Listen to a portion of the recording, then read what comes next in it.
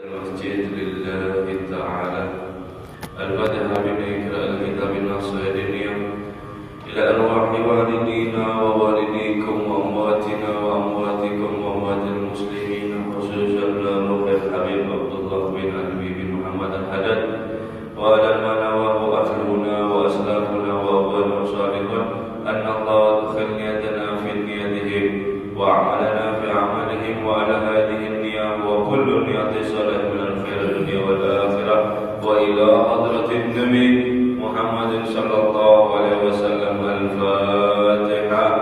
أعوذ بالله من الشيطان الرجيم. بسم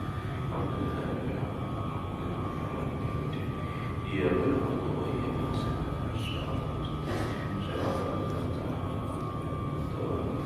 الرحيم. Assalamualaikum warahmatullahi wabarakatuh. Alhamdulillahi rabbil alamin wa bihi nasta'in ala umuri dunya wa din wa sallallahu ala sayyidina Muhammadin khatamin nabiyyin wa ala alihi wa sahbihi ajma'in. Subhanaka la ilma lana illa ma 'allamtana innaka antal alimul hakim. Rabbi ishrah li sadri wa yassir li amri wahlul 'uqdatam min lisani yafqahu qawli amin.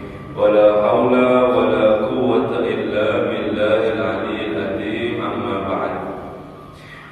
Mari kita bersyukur kepada Allah Subhanahu wa taala atas rahmat Allah, karunia Allah, izin Allah kita bisa sama-sama duduk di Masjid Baitur Rahman dalam keadaan sehat dan afiat. Semoga Allah Subhanahu wa taala selalu menyehatkan daripada badan kita yang zahir maupun juga yang batin, sehingga kita bisa gampang untuk melakukan daripada ibadah kepada Allah Subhanahu wa taala. Amin ya rabbal alamin. Salawat dan salam kita aturkan, kita curahkan kepada junjungan kita Nabi besar Muhammad sallallahu alaihi wasallam serta para keluarga dan juga seluruh sahabatnya dan juga para pengikutnya ila yaumil qiyamah. Nawaitu ta'allum wa ta'lim wa tadhakkur wa tadhkir wa nafa' wal intifa' wal ibadah wal istibadah wal hatta ala tamasuk bi kitabillah wa sunnati rasulillah wa du'a ila al-huda wa jalala al-khair ittiwa wajhillahi wa maradihi wa qurbihi thawaba subhanahu wa ta'ala. Qala musannif rahimahullah ta'ala wa nafa'a bihi wa bi'ulumihi fid darain amin. Ja'alna wa iyyakum minal hafidhin 'ala shalah al-muqimin laha al-khushu'in fiha ad-da'imin 'alayha. Fabidzalika amara Allahu 'ibadahu mu'minin fi kitabihi wa bihi wasafahum faqala 'azza wa jalla min qa'im hafidu 'ala sholati was salatil wusta wa qumu lillahi qanitin. Masih kita membahas daripada yaitu pembahasan sholat. Pembahasan sholat ada di kitab tasawuf. Kalau kita ada di kitab fikih, belajarnya itu adalah syaratnya, rukun-rukunnya juga dan sunnah-sunnahnya dan segala macam. Nah, kalau kitab tasawuf pembahasan sholat itu yaitu banyak daripada macamnya. Artinya apa? Yaitu sholat yang sesungguhnya. Nah, hakikatul sholat sesungguhnya atau hakikat daripada sholat. Imam Abdullah Al-Haddad menuliskan, mendoakan juga dalam tulisan ini, semoga Allah menjadikan kami dan juga kalian yang membaca daripada kitab ini daripada orang-orang termasuk menjaga atas sholatnya, orang-orang yang mendirikan untuk daripada sholatnya, dan mudah-mudahan kalian adalah orang-orang yang khusyuk di dalam sholat dan terus-menerus untuk daripada mendirikan sholat. Karena dengan itu perintah Allah Subhanahu wa taala atas daripada hamba yang beriman kepada Allah Subhanahu wa taala fi kitabihi, ada di dalam Al-Qur'an. Ini adalah perintah daripada Allah kepada hambanya yang beriman, yaitu di dalam Al-Quran. Yaitu adalah yang disifati mereka. Allah Subhanahu wa ta'ala berfirman, hafidhu ala sholawati, jagalah atas kalian, yaitu sholat kalian, wassalatil wusta, dan juga jagalah daripada sholat wusta. Wusta ini kalau bahasa Arabnya diterjemahkan adalah tengah, sholat tengah-tengah. Wa qumu lillahi qanitin, dan dirikanlah sholat itu hanya karena Allah Subhanahu wa ta'ala dengan kamu melakukannya dengan khusyuk. Fassalatu fal salawati hiya maktubatil khamas.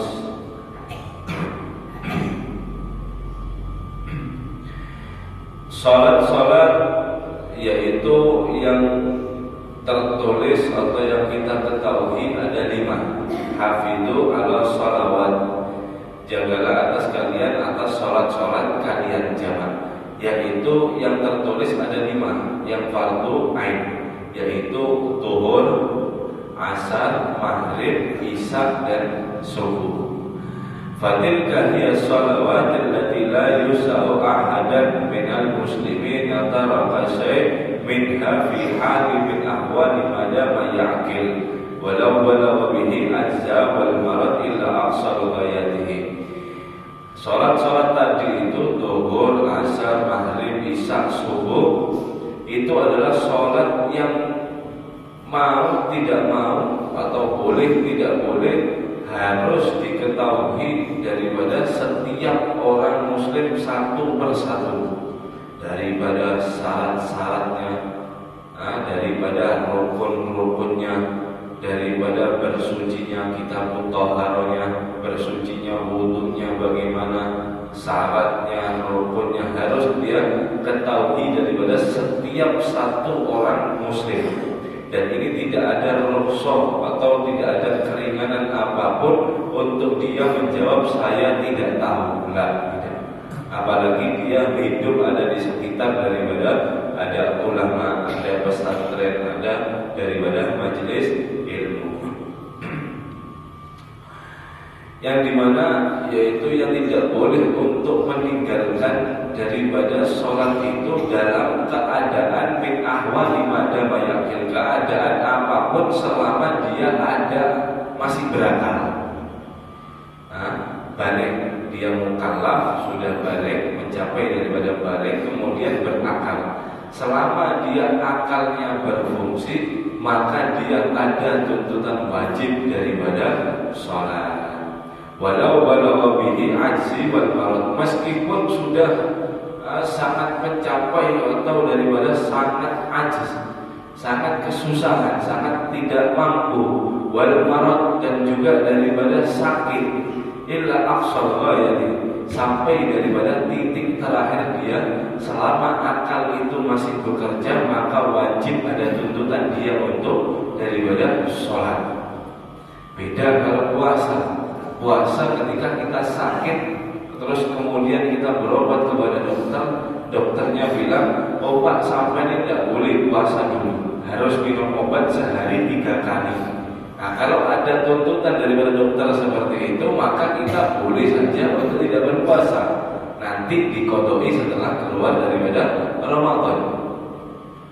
Akan tetapi kalau sholat dibeda sendiri. Kalau zakat tidak mencapai nisab, orang tidak wajib mengeluarkan daripada zakat. Kemudian daripada haji, kalau dia tidak mampu, dia tidak berangkat, tidak ada kewajiban berangkat untuk haji kecuali daripada sholat. Makanya itu sholat itu kalau kita belajar dalam fikih, sholat itu wajib ala qadari qaimin. Dia wajib sholat dalam keadaan berdiri. Jika dia mampu. Lau ajaza, kalau dia tidak mampu, maka duduk. Kalau duduk dia masih tidak mampu, susah, badannya tidak bisa bangun, misalnya ada di kasur misalnya. Kemudian bagaimana intojak, yaitu sholatnya ada berbaring dia hadapkan ada di kiblat. Kalau tidak bisa dia menghadapkan kiblat, bagaimana? Ala qadami, yaitu dia terlentang kemudian kakinya ini menghadap ada di kiblat. Fa'in ajaza, kalau dia masih tidak bisa, bagaimana? Pakai isyarat mata. Kalau matanya itu masih bisa berkedip, selama ini akal ada ya, selama ini tidak pikun. Apa pikun ini? Lupa. Pikun ini bahasa Jawa, lupa. Biasanya kalau orang kalau sudah sampai kayak gitu bisa saja lupa-lupa. Nah, kalau lupa itu selama tidak ada akalnya atau hilang daripada ingatannya, maka dia tergolong daripada orang yang mendapatkan udzur. Nah, kalau tidak, tetap daripada harus melaksanakan daripada sholat. Itu ada pembahasannya sendiri, dan tentu itu tidak mudah. Dan tentu itu tidak mudah sekali.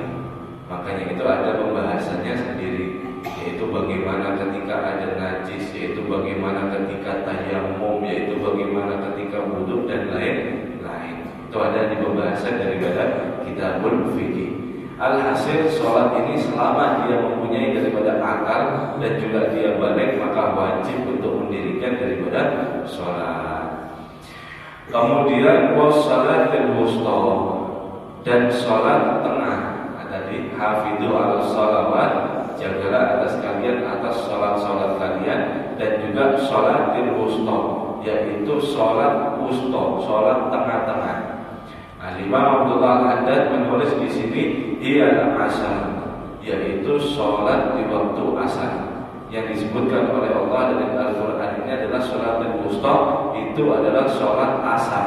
Kama warada bihil hadis sahih khassaha Allah bidzikri li ziyadati fadli wa syarafi, yang dimana seperti diriwayatkan di dalam hadis yang sahih, yaitu daripada Allah Subhanahu wa ta'ala menyebutkan secara khusus dengan menyebutkan, yaitu untuk menambahi daripada fadilahnya waktu asar dan juga kemuliaan daripada waktu asar.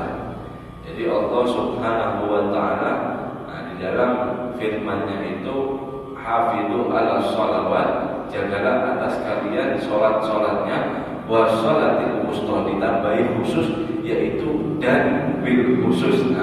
Atau daripada khususnya itu sholat ada di sholat asar, karena sholat asar ini adalah yang disampaikan oleh Nabi SAW, yaitu dengan menyebutkan, ditambahkan daripada yaitu kemuliaan dan juga fadilah keutamaan ada di waktu asar. Wadhalika ma'rufun, dan itu sudah ma'ruf, sudah sangat diketahui daripada wa masyhurun, dan juga daripada sudah terkenal daripada sholat asar ini fil Islam, di dalam Islam. Hatta balagna fis sabab nuzul raqsati fi sholatil khawf, sampai kepada kami dari Imam Abdullah Al-Haddad, yaitu di dalam sebab turunnya ada keringanan, nuzul raqsa, keringanan daripada fi sholatil khawf, untuk sholat ada di medan perang. Jadi sholatul khawf ini ada ngarannya sholat di medan perang. Bagaimana syaratnya? Itu sangat panjang. Sekarang tidak ada perang, ada usah, ada wajib istilahnya kita untuk daripada belajar itu. Kenapa? Karena tidak ada perang. Kalau zaman Nabi dulu sering daripada perang. Ketika daripada sholat asar itu ada, kemudian diturunkan daripada sebab keringanan sholatul khawf. Apa itu? Nanti dijelaskan. Annal muslimin kanu ma'a Rasulullah sallallahu alaihi wasallam fi ba'dil ghazawat, yaitu sesungguhnya kaum muslimin ada bersama Rasul sallallahu alaihi wasallam di dalam sebahagian ghazawat, peperangan.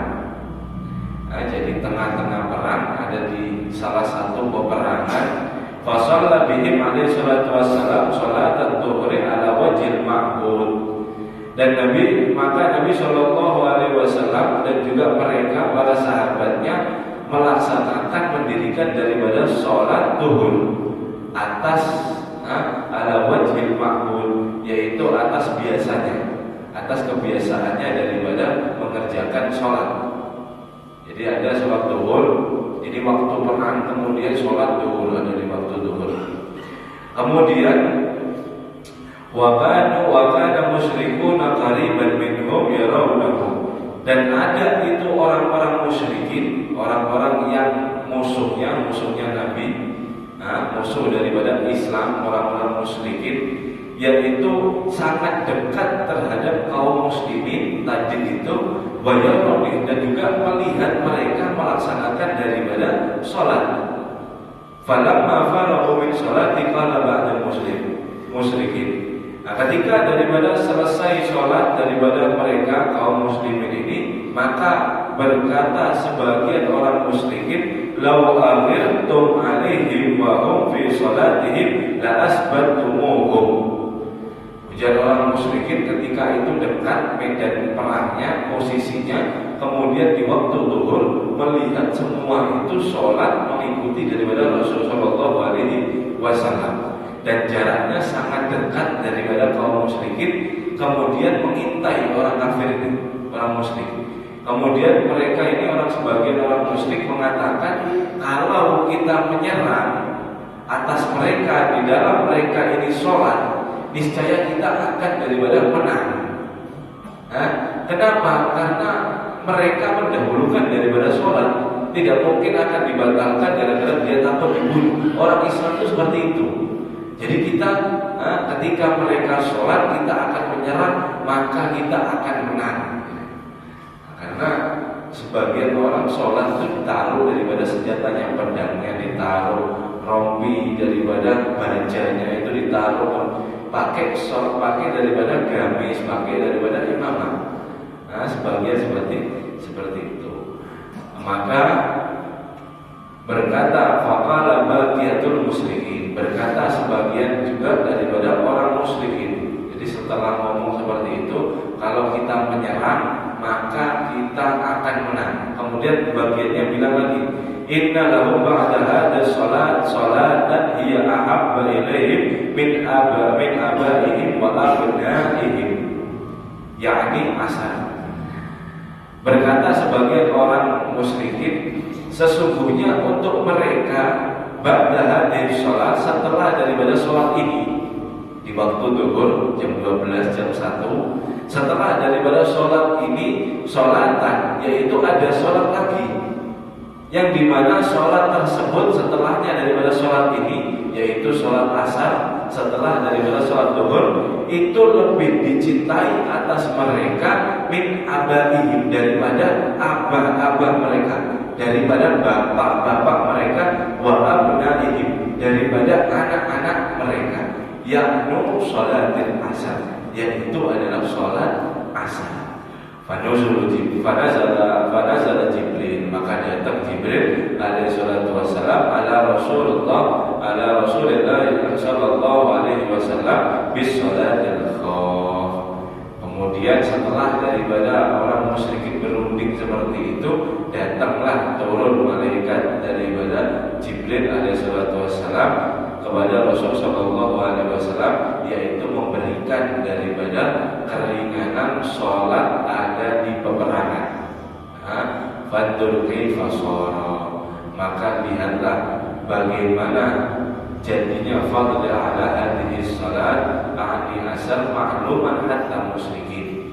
Maka lihatlah bagaimana menjadi daripada keutamaan yang sangat besar sholat asar ini, sholat wusta itu, sampai diketahui hatta lil musyrikin, sampai diketahui daripada orang-orang yang musyrik di zaman daripada Nabi kita Muhammad sallallahu alaihi wasallam.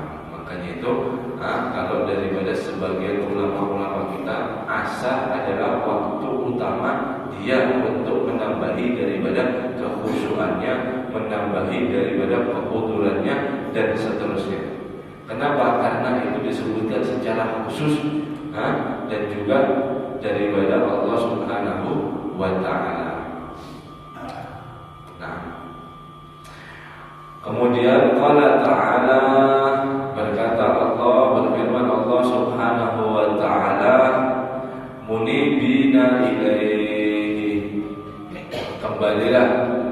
kembalilah kepada Allah Subhanahu wa ta'ala, bertaubatlah, wattaqahu, dan bertakwalah, wa aqimus salata wa la takunu minal musyrikin, dan dirikanlah daripada sholat dan jangan kalian itu menjadi daripada orang-orang musyrikin.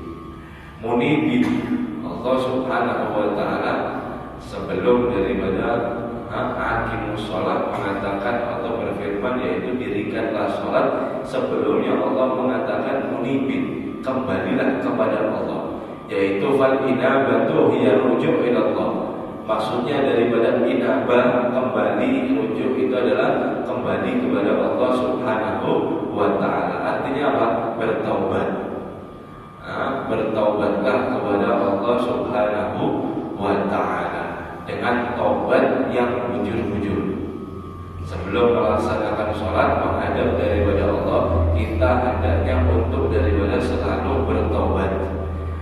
Imam Hasan Al-Basri mengatakan, kayaumin wulidtu ummuhu, orang yang senantiasa taubat kepada Allah dengan taubat nasuha, yaitu dia seperti baru saja atau seperti hari dia dilahirkan oleh ibunya.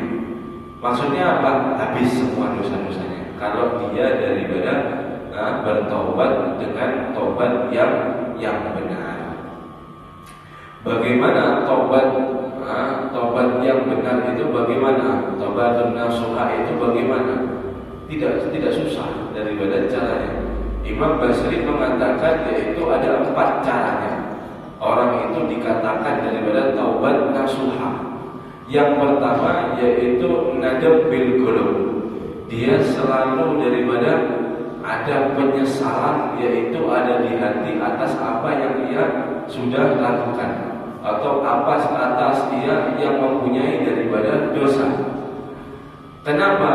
Karena Allah Subhanahu wa ta'ala senang kepada hambanya yang hatinya ini hancur atau nyesal karena daripada dosa-dosanya. Allah mengatakan, anna indi mustaghsirin qulubi min ajlihi, aku ini bersama orang-orang yang hatinya rapuh atau daripada hatinya hancur, memikirkan atau dia menyesali daripada dosa-dosanya. Ketika kita menyesal daripada dosa kita, apa yang kita perbuat, itu satu syarat masuk daripada taubat nasuha. Yang kedua, lisan bidzikril wal istighfar. Kemudian selalu lisan ini dan juga hati, yaitu berzikir kepada Allah Subhanahu wa ta'ala dan istighfar. Mendapatkan daripada yaftahu sirru dzikri, membuka daripada rahasia zikir, dan juga daripada istighfar itu ada 2 syaratnya, yaitu dawam, istiqomah, terus menerus, hatta qalil, meskipun sedikit, berapa kan? Istiqomah pokoknya ada di satu hari. Sebelum sholat misal 5 kali istighfar, menyesal, kemudian 5 kali istighfar sebentar kita, atau bisa ditambahi makin bagus. Kemudian setelah daripada yang pertama istiqomah, hudur ma'al qalbi, yaitu hadir hati kamu terhadap daripada apa yang kamu ucapkan.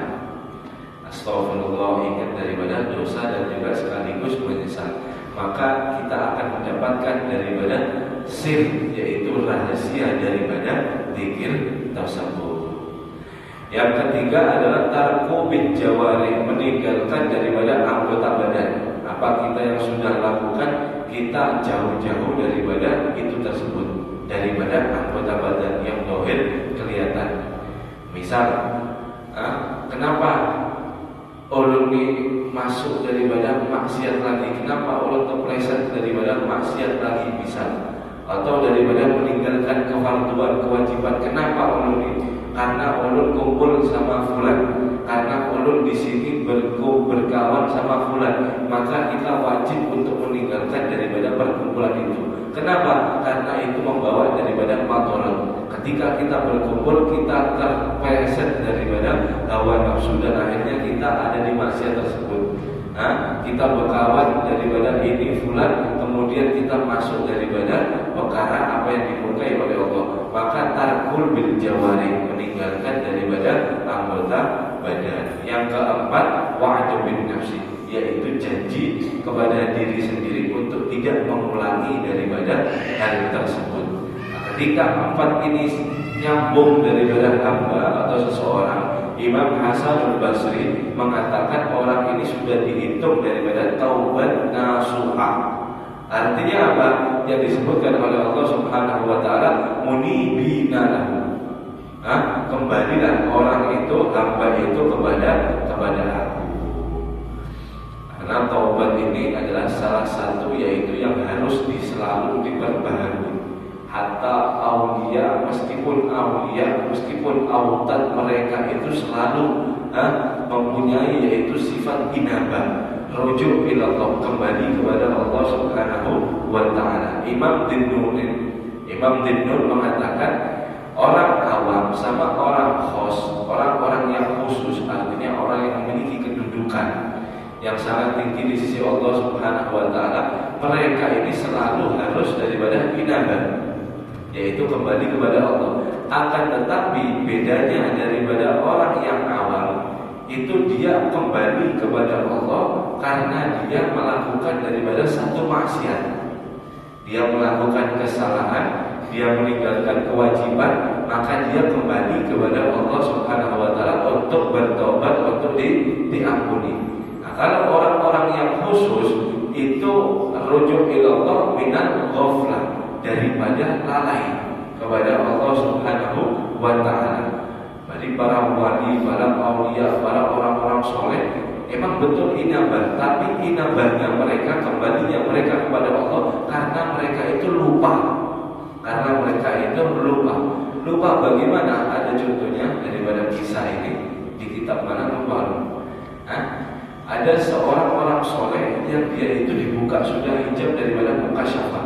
Dia melihat daripada derajatnya yang sangat tinggi, luar biasa. Kemudian di satu waktu, idza qabala zaujah, ketika dia mencium daripada istrinya, la niat, dia lupa untuk niat. Yang dimana kalau kita mencium daripada istri atau mencium daripada tangan orang tua dengan kasih sayang, itu sama saja diibaratkan sama kita mencium daripada Hajar Aswad. Artinya apa? Itu ibadah kalau kita niati. Nah, orang yang soleh, yang mukasyafah ini lupa ketika mencium istrinya dalam keadaan tidak niat, maka Allah Subhanahu wa taala menurunkan derajatnya yang aslinya ibaratnya 10 jadi 4. Dan itu tidak dikembalikan oleh Allah Subhanahu wa taala dalam jangka waktu seminggu atau sampai dalam usbu'ain, daripada 2 minggu. Maka Allah Subhanahu wa taala atau menyuruh daripada hamba tersebut, orang tadi ini disuruh mujahadah dulu selama setahun, maka bisa kembali daripada derajat tersebut. Jadi lupa mencium istri tidak sengaja dengan tanpa niat, itu derajatnya diturunkan oleh Allah, tidak akan dikembalikan derajat tersebut kecuali dia sudah mujahadah, yaitu musyahadah kepada Allah antara dia dengan Allah Subhanahu wa taala selama 1 tahun, baru bisa kembali daripada derajat tersebut.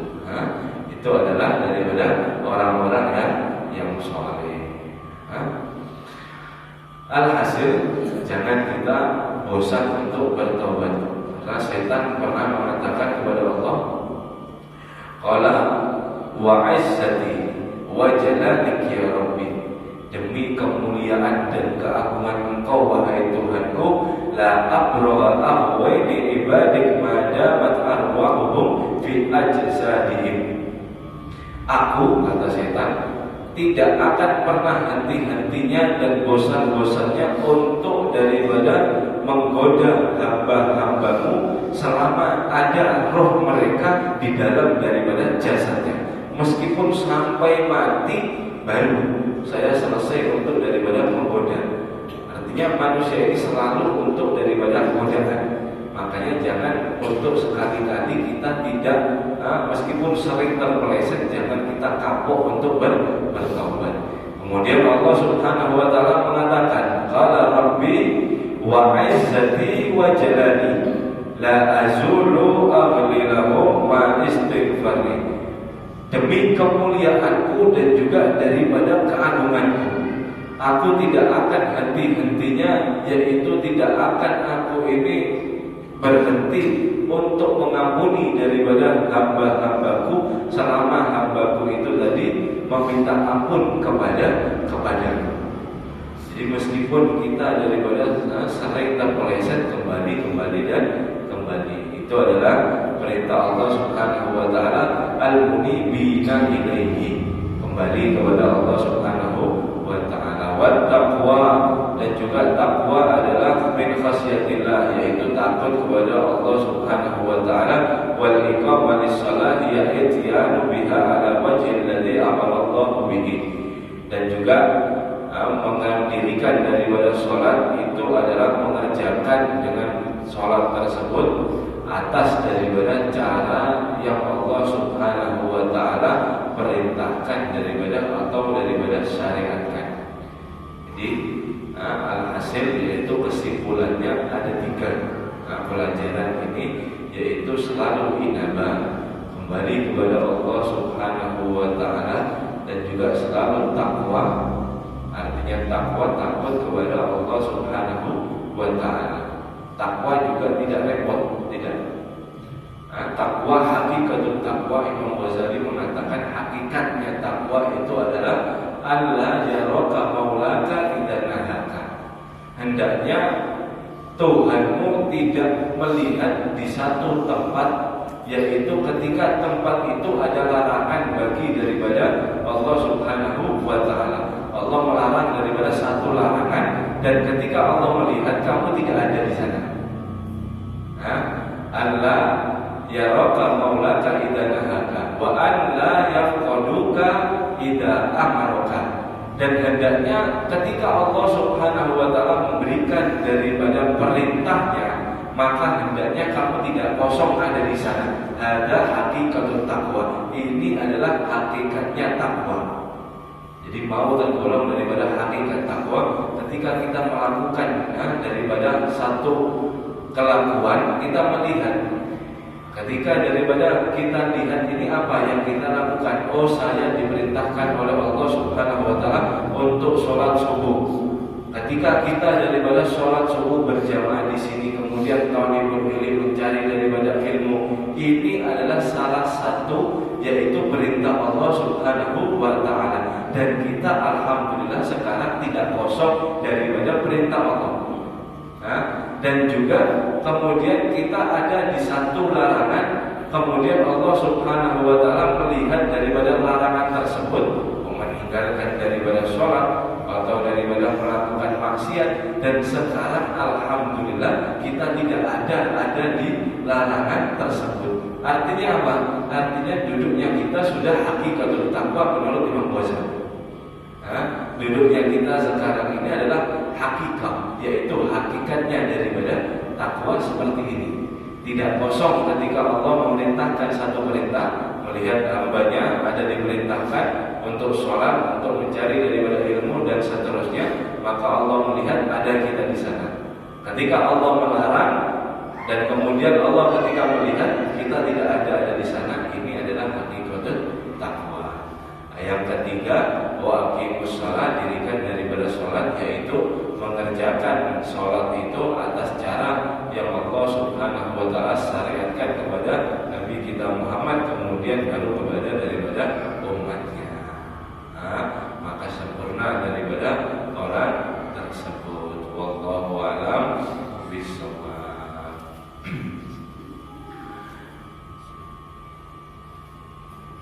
Mudah-mudahan Allah Subhanahu wa taala selalu daripada memberikan kita yaitu inabah, rujuk ila Allah, memberikan daripada kita takwa, takut kepada Allah Subhanahu wa taala, dan juga selalu mendirikan daripada apa yang diperintahkan